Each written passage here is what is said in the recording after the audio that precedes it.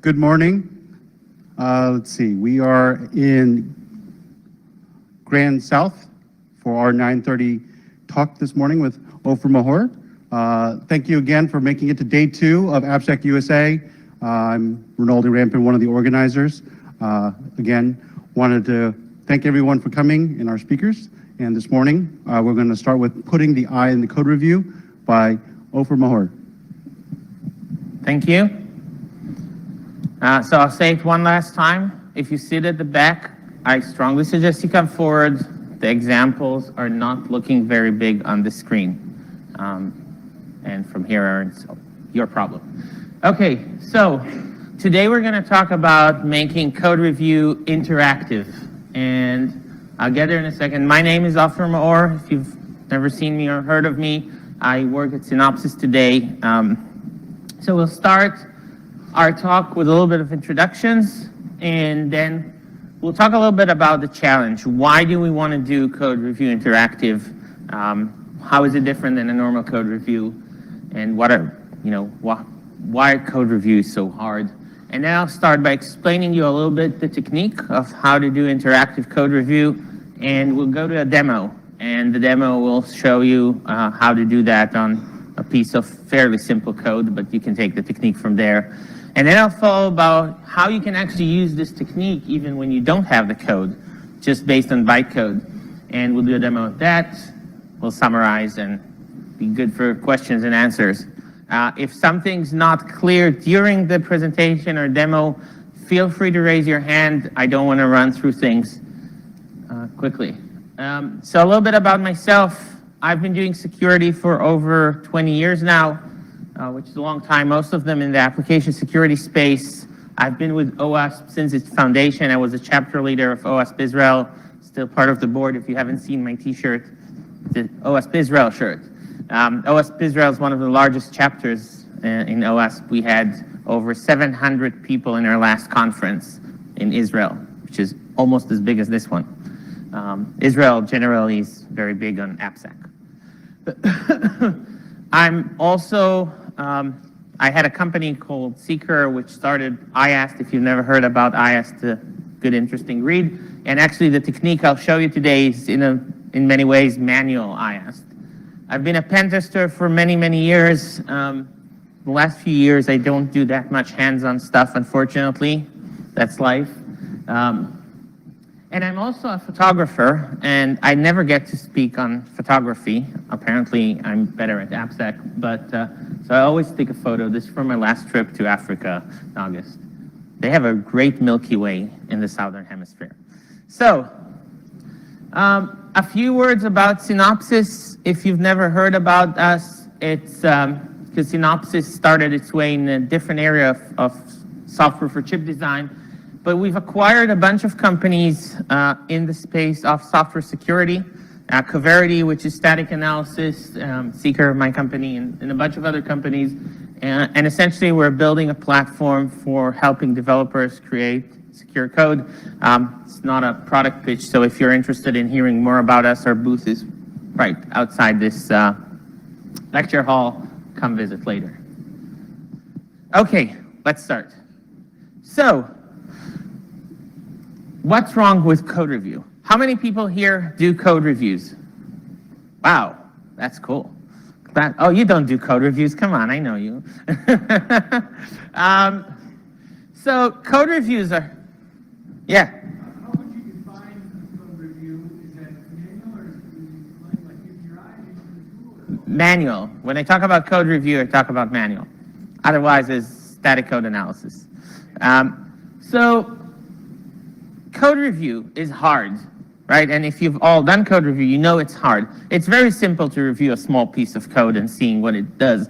But when you start getting a lot of code, it gets really complicated. Trying to figure out each function, where it's being called from and what it's doing and what type of input validations were there and what potential attack vectors get into each piece of code, it's hard. Of course, it's doable. But what happens is usually that it takes too long. So I used to have a pen testing and code review company before I started my product company.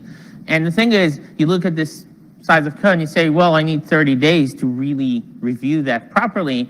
And the customer says, well, I can't pay for 30 days, so just do it in a couple of weeks. And then you end up trying to fight and optimize and guess what is the best way to do code review.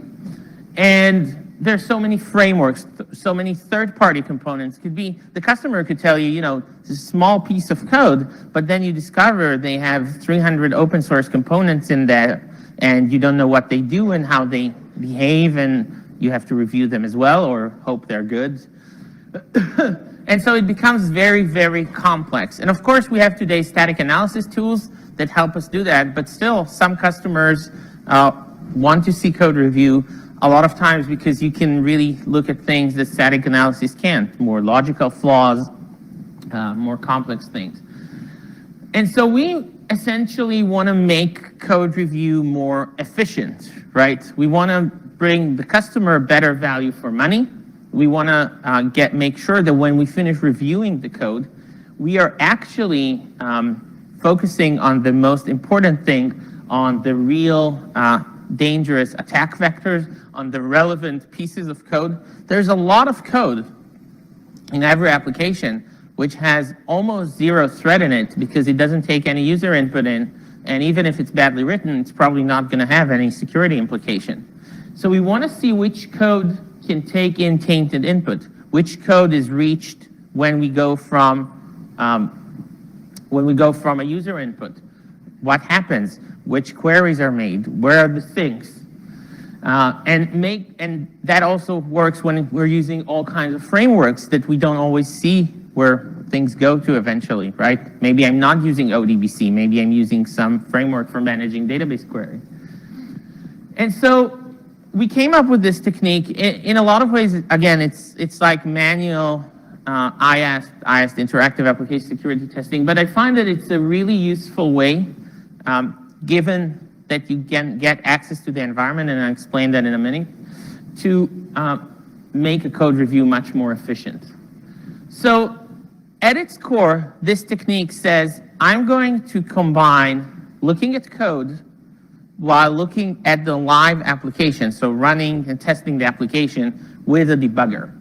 And when I use a debugger, I can see what the application is executing for each piece of attack that I'm sending. I send a request, and I can see what's happening. And so, does this work? No. Okay, so I send an HTTP request, I open a debugger, and I can see exactly line of code. How many people here have experience with debuggers? Okay, good class. And essentially what I do a combination of penetration testing with code review. I send a request, I see what's going on. So for instance, I can put a breakpoint on the call for the query, right? And see the debug data. And essentially, I send a request. Okay, we'll see it better in the demo. And I see it stopping on a breakpoint. And then I can see the actual query changing as I'm changing the requests. So how do we do that? So to get this done, basically what you need to do is get your Java application in debug mode. Normally, if we go to a customer, we run it on an environment we already get. So we run the debugger locally, and we debug the application through the Java debug port. So if you're not familiar with that, that works the same with .NET, of course. If you're not familiar with that, Java allows remote debugging. There's a remote debugging protocol. It listens on port 8000 by default. You can change it, of course. And to get it done, and I'll show you that in a second, you simply edit your Tomcat config. You add the Java options that are here, Java ops, all that string. That will be available later, the presentation with all the data. And you simply restart the server, and it gets it into debug mode. And then you go to your IDE. I'll be doing the demo today with Eclipse. And you configure it, and I'll show you how to do that in a second, to connect to the remote debug, and you start debugging. And then you can simply send requests, see the runtime data, look at the code, and prioritize what you're testing. So let's go to the demo because that's more interesting and that's what you're here for. So,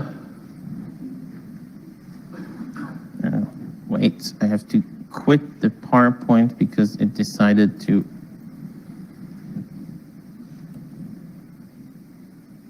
take over my screen. Okay.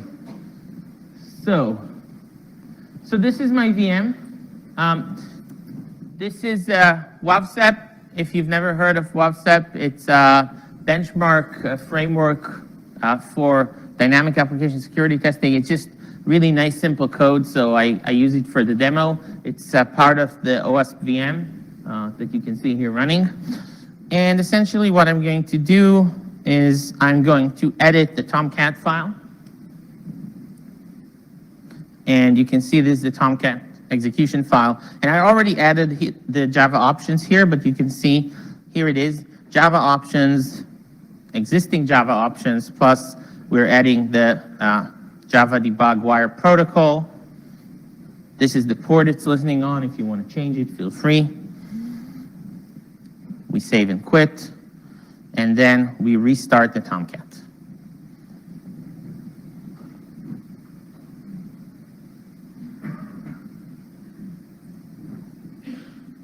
Okay, so now the Tomcat is up and running. It's listening on the Java debug port, and I can open my Eclipse. If I can ever break out of this. No, that's. See, so now we have conflicting hotkeys.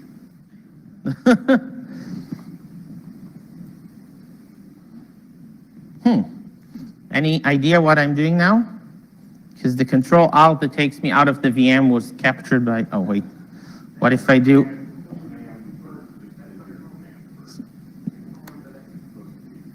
No, oh, okay. Okay, we're not gonna come back to that. Okay, so this is Eclipse.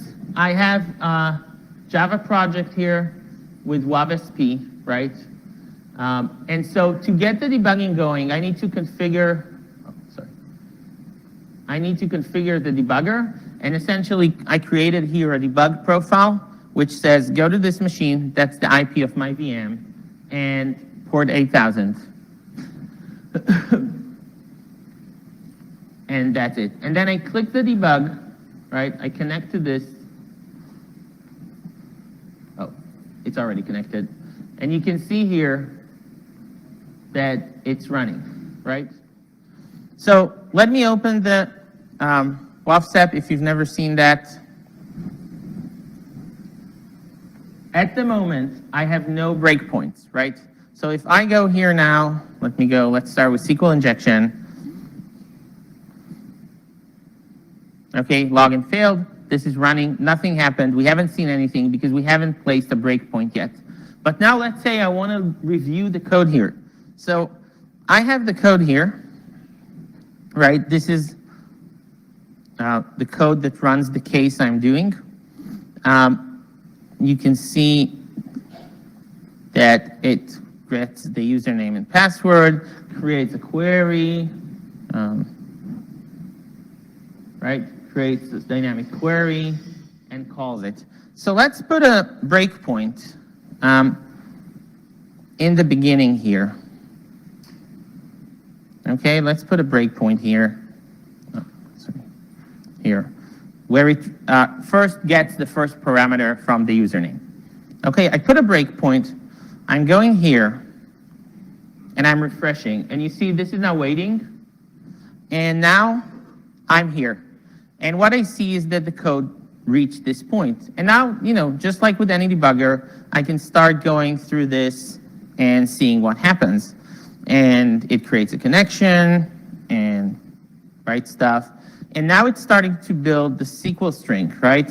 So if I go here, you can see that I already have the username and password, which are text value and text value 2, that I got from the request, right?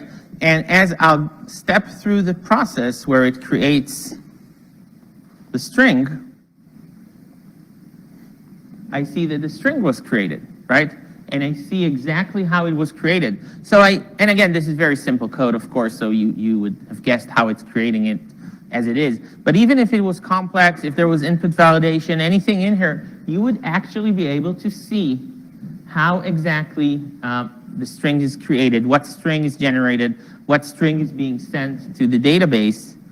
And here you can see there was no object in the result set. As a result, this was null. As a result, it did not get to this point, and it got here and said login failed, right?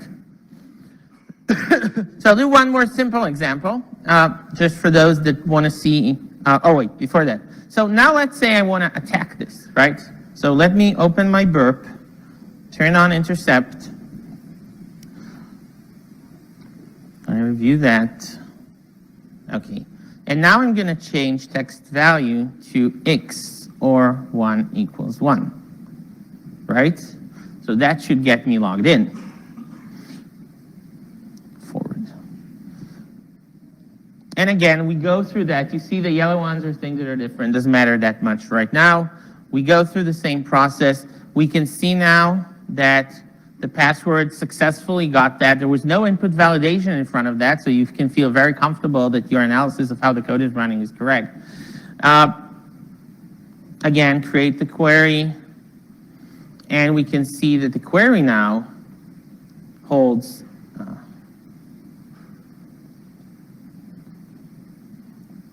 the injection, right?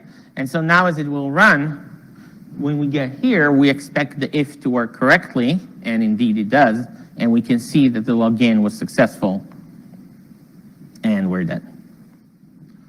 So again, a very simple case. I'll show one more simple case with cross-site scripting, just so we can see how this works again. Let me turn off the interception. So let's go XSS examples, tag to HTML page scope. Again, I go here, I turn on a breakpoint.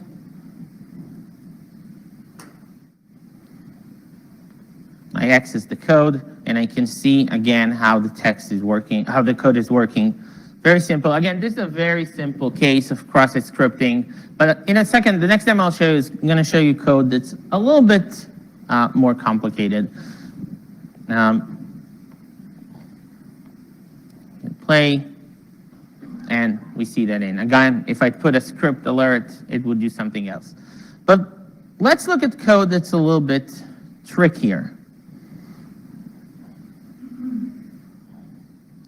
So let's look at LFI, or path traversal. So this is the path traversal test, the simple path traversal test. It accesses a file, and essentially it gets as a parameter a file name and just brings it out. So we can get anything with it, right? If I would put here, etc pass wd, I would get etc pass wd. Very simple. So where do I have this case? Here. Okay. So this is the LFI case. If you look at the code, there's actually no file access here, right? Why is there no file access here? Because this is done here in the inclusion logic, and that's a pretty long and annoying piece of code. So I'll put a breakpoint here, actually. And let's try to see what happens here. And so it goes to the file inclusion, and if I want to see what's going on I can just do step into, right?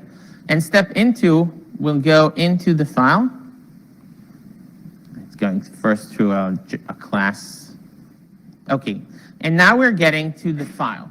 The part where you saw there was no code, because it went through some of the Java built-in classes, and we'll get there in a minute. But essentially, I didn't associate the source code of that with that. So the debug still works. Debugging works even in Java, even when you don't have the code, but it's not going to show you the code. And we'll talk about it later.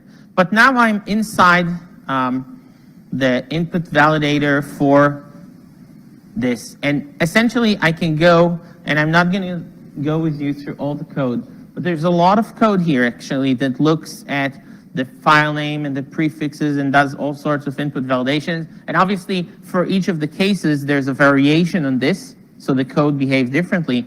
But essentially, with this technique, you can very easily go see how the code is being executed, see what's happening, see and get to the point where it's eventually calling the file. It's going to take a while of steps to go through that. But you really see the flow. You don't have to guess anything. You don't have to read the code. Oh, so what does this if mean? What does this, where does it get it from? You can see everything at any point. You can look at the variables, look at everything that's in the memory, and simply very quickly get an understanding of the code flow, how it works, what it does, and so on. Okay, so I'll play this because I don't want to go through the entire through the entire code. So essentially, with this technique, all I have to do, I have to ask the customer to give me an actual working environment. Obviously, it's not going to replace a completely dry code review where I just get a piece of code. I need a little bit more setup from the customer. But I take the code that I have, all the files, I associate them in the debugger with the environment that I get, and I can simply go and work through the code. And actually, when I was still doing code reviews, I used this technique a lot. And this actually inspired some of our ideas about how to do IaaS technology, because there's so much visibility that you can get here. Okay, so let's go back to the presentation. Questions until now? Yes? We start off your presentation, you mentioned that the client said that they do the code review in 2 weeks, right? And I'm putting that question once again. The approach over here is more on finding the low-hanging fruits. Which kind of, I mean, the static analyzer tool also would probably find it faster. You might have different opinion here, but what's your approach in such scenario where you have half a million of code, and then you don't have the time? I mean, this approach is still skeptical of me at this point in time. Okay, so from my experience, this approach helps me focus. It doesn't mean that I'm not doing any manual code review, but it helps me focus. This is a very small code base, right? I could review it in an hour. But in the real world, like you say, there's 500,000 lines of code. You have to figure out what calls what are the flows, what's happening, which parts of the codes are even accessible, which part of the code is dead weight and you don't want to waste time on it, and so on. And this technique really helps you because you get to see how classes access each other. You get to see which classes and which parts of the classes take in data that originally comes from user code. Okay? Because you look at every page and you start stepping into the classes and you can map everything. And of course, you can do that manually. It's just, this is, from my experience, more efficient to help you focus. At the end of the day, you're still going to want to review the code and see what it's doing, but this really, really helps you get focus in play. Okay, let's continue.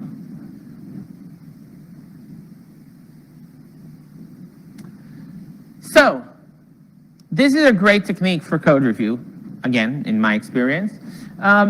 It's also a great technique for interactive pen testing, even when you don't have the code. And so, as you probably know, Java compiles to bytecode, which is essentially code. So as long as you have access to the debug port, you can do everything I've just shown you without actually having the code. And that really makes, and I use this sometimes in pen testing, it really makes it very efficient, again, to better focus what you're doing. So easily monitor runtime execution information without the code. You can do that with a debugger or with instrumentation, and I'll explain later what are the advantages of instrumentation. And if you use a reflector, which I won't be using in this demo, but you use a reflector, which is essentially a piece of software that can convert bytecode back into sort of the code that it was compiled from, then you can really do the whole debug and code review even when you don't have the code. It's great when you do audits for third parties that don't want to give you the code. It's great just to make your pen test more efficient. Today, when you do a pen test, right, you send a request, you have to guess based on the response what's going on. With this technique, you see exactly what happens. Now, the biggest problem is that you cannot put breakpoints on the code, right? Because you don't have the code. So you can put breakpoints on the bytecode, but it is actually quite annoying. And so a little bit about bytecode, if you're not familiar, everything you write over Java ends up being compiled into bytecode, which looks like the thing on the right. And this is essentially code that is very similar to what you wrote, just in another format. And this is being run by the Java machine. And what I can do here, and that is really the fun part of this technique, and you can do that, by the way, if you have the code too, of course, is provider level debugging. And what do I mean by that? Instead of putting a breakpoint on the line of code that you're looking at, put a breakpoint on all the common things that worry you from a security perspective. Database call, okay, I'll put a breakpoint on this. File access, okay, I'll put a breakpoint on this. Anything else, I'll put a breakpoint on anything that's interesting. And then, as I write my code, maybe I even didn't realize that it's going to another piece of the code and causing another query there. And I can just catch where things go. Because in a very large code base, stepping one line by one line can become a bit tedious. And this really helps me to catch things the way they are relevant for me. So I set up a provider level breakpoint, like execute query, and I'll show you in a second how you can create your own, but also how you can get from me a file that already does all that for you.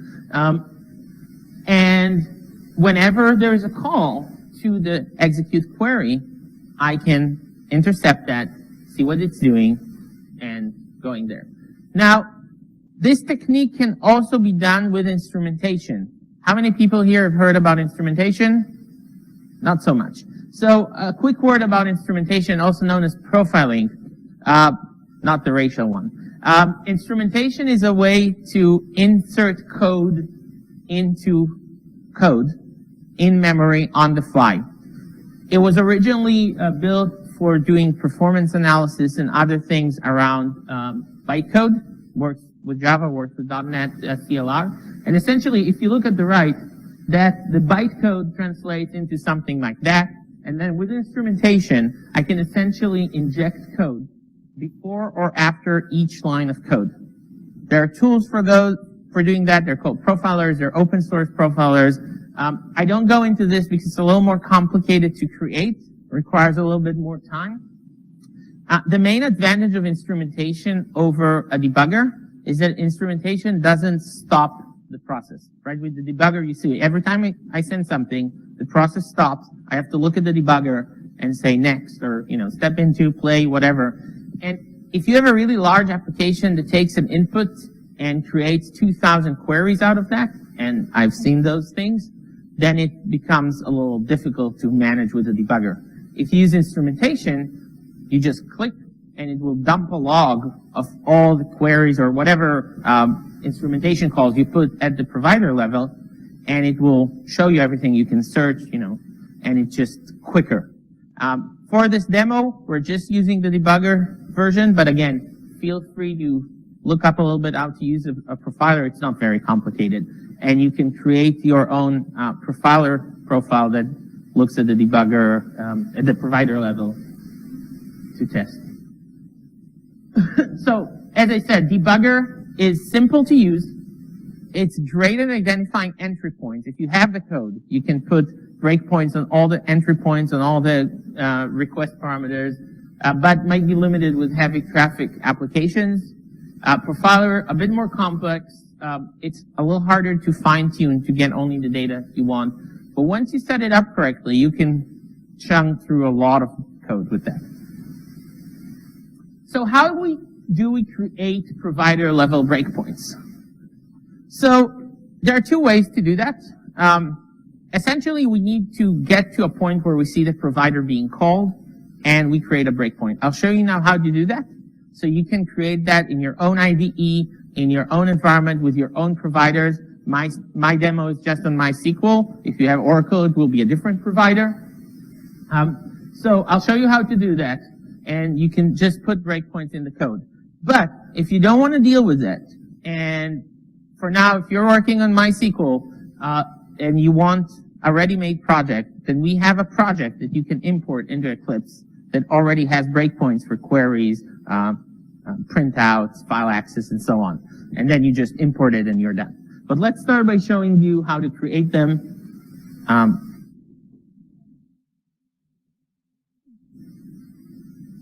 Okay, so I had an Eclipse. Okay, Eclipse. So let me go back to the SQL injection demo.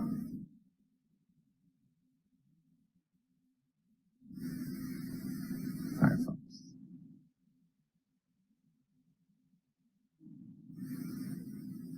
Okay, so I'm clicking this, right, like we did before, but the purpose now is not to debug the application, but just to create the provider level breakpoint. Okay, so we get here, I need to get to the point where we run the query, right? Oh.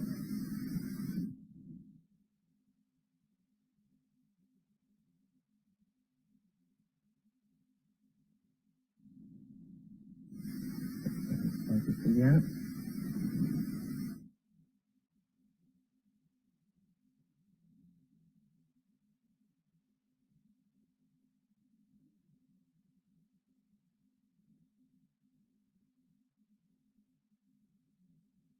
So I'm getting to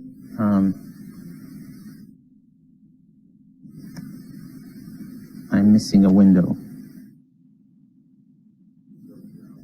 Yeah. Sorry? So I closed my outline. I hate Eclipse. Does anybody remember how I opened my outline window?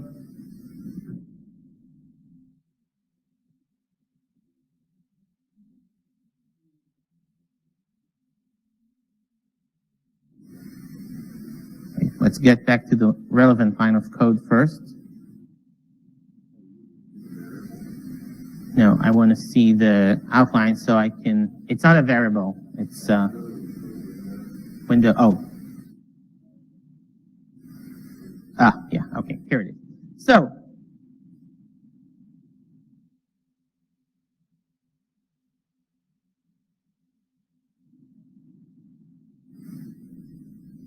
oh, yeah, I need to step into, that's what, so now I step into this, okay? And I step into the get execute, and it opened me the object of the delegating statement, which is the object that does that. And as I go here, you see, I see execute query. So delegate statement is the object, execute query is what actually calls the query.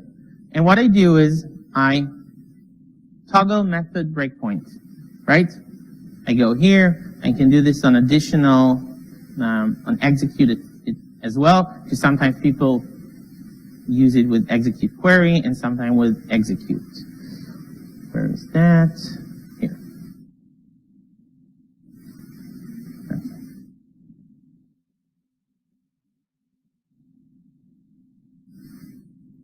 So now, let's do this again. I'm going to remove the breakpoint that I originally had for this query.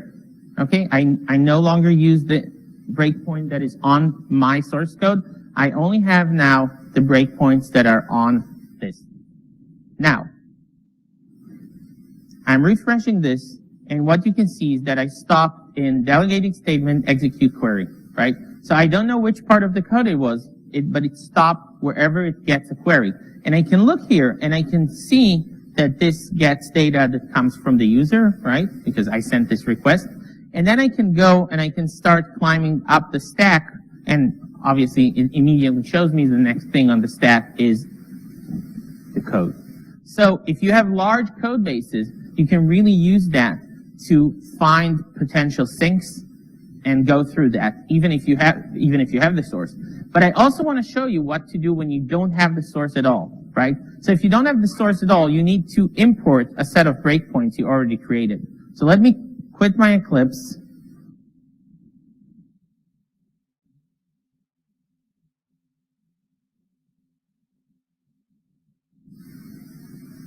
I'm going to open a new workspace. This workspace doesn't have the source code, okay?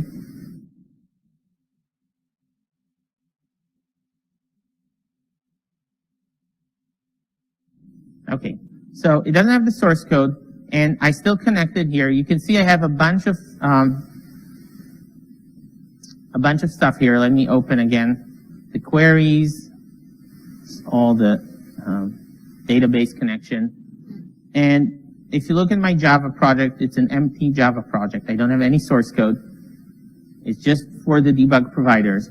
And if you want, as I said, you can later come, I'll send you a zip file that has the project, has the breakpoints, and you can simply import it to your Eclipse.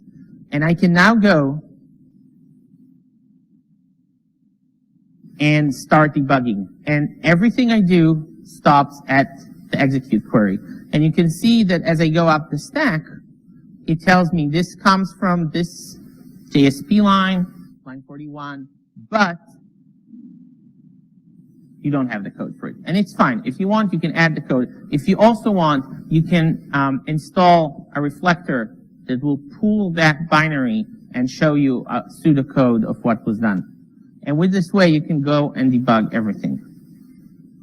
So, back to our slide.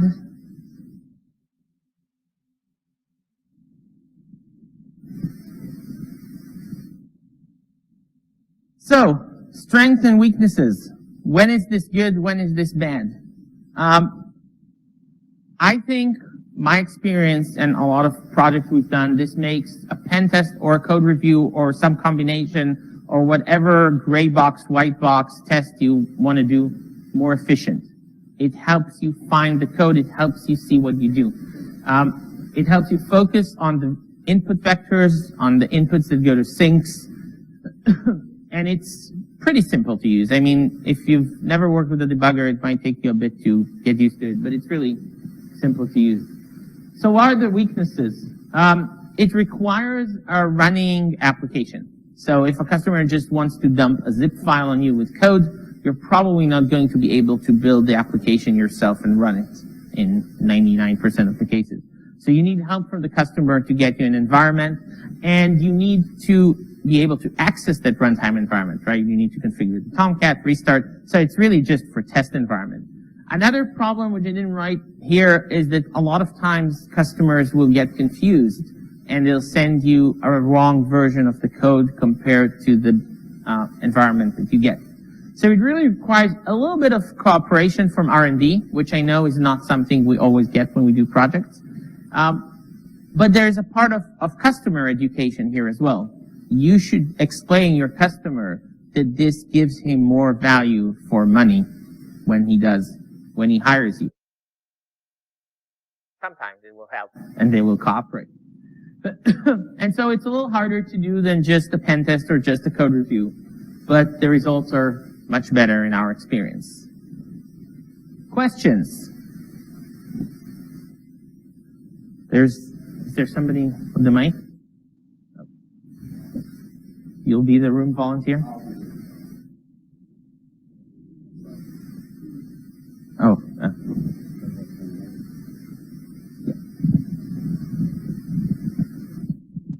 So the presentation was great, thank you.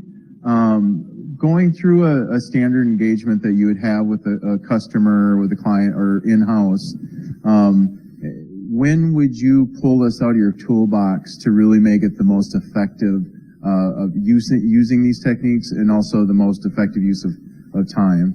So, for one, it's usually not your first engagement with a customer. Again, from my experience, it's been a while since I've been selling penetration tests and code reviews, but usually when a customer retains you for the first time or retains penetration testing for the first time, they really want to see a punch, and a penetration testing is the thing. But at the time where they become more mature and they want code reviews or gray box tested, then you can start talking about this. We would bring this up every time a customer wants a code review. We would always say, this is more efficient than a code review. It's a code review, but with higher efficiency. Are you willing to do the extra mile to set it up and get us the environment? And it would work in maybe half the cases. Yeah, I'm curious if, in your experience with your customers, do their developers actually do this kind of stuff? And do they have the security know-how to recognize that they've got an SQL injection, in your example? Okay, so that's a bigger question. So developers do that kind of stuff for sure. They work with debuggers all the time. They don't do it for security, though. There are developers that understand security, and generally the challenge of making developers more aware of security is a big challenge that we're all working with.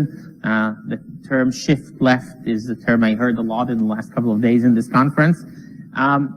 We do a lot of developer training. We try to teach developers how to better use tools and techniques like that.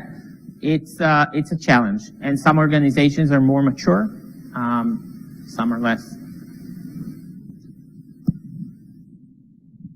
I assume to, sort of automate where you've had your little JSP test pages that you launched from. I assume you would sort of have a dictionary of payloads in those that correlates out to the profiler so that it could catch those. What do you mean? I'm not sure. So like I'm doing string SQL injection, right? You had just a link that did, or you changed it manually, right? In the via Burp. burp. So If I had, but so Right. that depends. I mean, if I go to from an automation standpoint. if I use a profiler, I might use an automation to generate requests in C and collect the data. If I use a debugger, I'd be working manually Yeah, anyway. then you would be because- manually. Yeah, that's why I said profiler. But you can do this manually. I mean, you don't need automation for that. You can use manual requests like you do in a pen test. You open Burp Suite, you send a request, you modify something, and you look how it's in the debugger. So in follow up to that, or slightly different question, have you found customers that would then say, "Oh, well, because I mean, I'm a 16-year developer turned AppSec consultant, so I debug on port 8000 all the time." Have you found that they said, "Oh, we do this," and then adopted it into their practice? I wouldn't say I found people that adopted it from a security code review simply because they don't have the skill set. I mean, they could run debug port 8000, but do they know what to look for? Do they know which payloads to put? Do they know how to do that? There are organizations that do internal code reviews, of course, and some of them might actually be using some of these techniques. But most of the organizations that retain an external company for code reviews because they don't have the know-how. So having the technique is cool, but you still need to know what to look for in the code, and that requires a professional. All right, well, let's thank Ofer for a great talk. Thank you.